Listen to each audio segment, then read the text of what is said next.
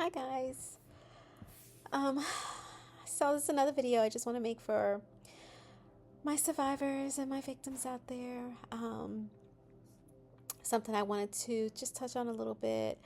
I wanted to just talk a little bit about the difference between consensual and complacent. Um, so it's just something that kind of gets misinterpreted far too often. The difference, um, like I said, between consensual and complacent. Um, and this is more for my, like I said, for my survivors and for anyone who's ever been silenced, frozen, or blamed. Um, Consent is when you want it, obviously. Consensual is when you want it, when you're in a relationship or in a situation where you feel safe, free, grounded, desired, and you're saying yes in a place, in that place of not fear. Complacency is something else. That's when you're in a place because you feel you have to say yes, because you're either scared, you feel like you have to, that you feel like you can't say no, you're dependent, you're dependent either on money, housing, food, um, and any case of situation, emotional support, kids are involved, you know, family members may be involved. You're worn down, pressured, manipulated, gaslighted, any number of situations, but you feel like you can't say no because something may happen. But it's about not wanting, it's about surviving. And you're not consent. And then, of course, there's also the aspect of how trauma affects consent. If you have been previously in these situations and now you have trauma that plays into it.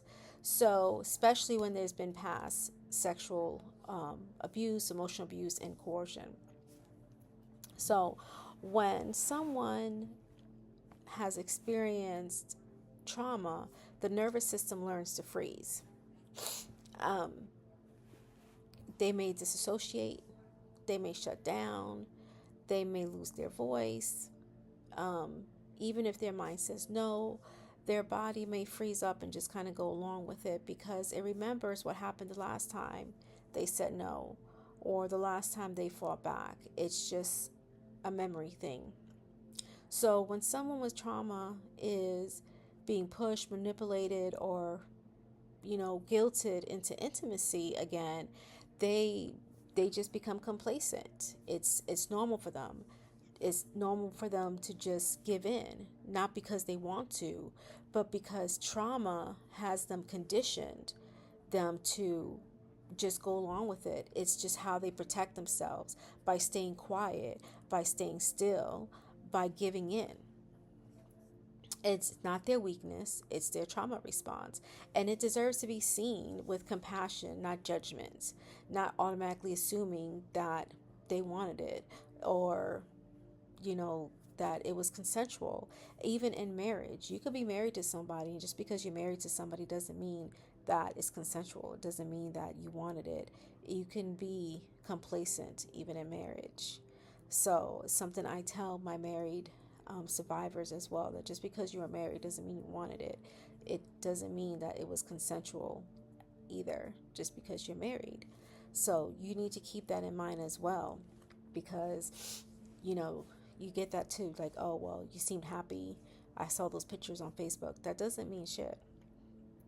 So no, you didn't ask for it, you didn't stay too long, you weren't being easy, you were surviving, you were navigating trauma, you were doing what your body had learned to do to stay alive.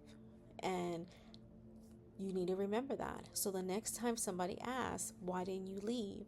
Why didn't you say something? But you stayed. You tell them it's none of your damn business. No, well, you can say that if you want to. Say I wasn't consenting. I was surviving, and that's the truth. You say it louder, and people need to speak up more, and family need to be more supportive. Um, for those still finding their voice. And today, if you're ready to name it, say it. You're reclaiming your truth. And say it with me. Complacency is not consent, and my silence does not equal surrender. I wasn't consenting, I was surviving. You're reclaiming your truth. Complacency is not consent, and my silence does not equal surrender.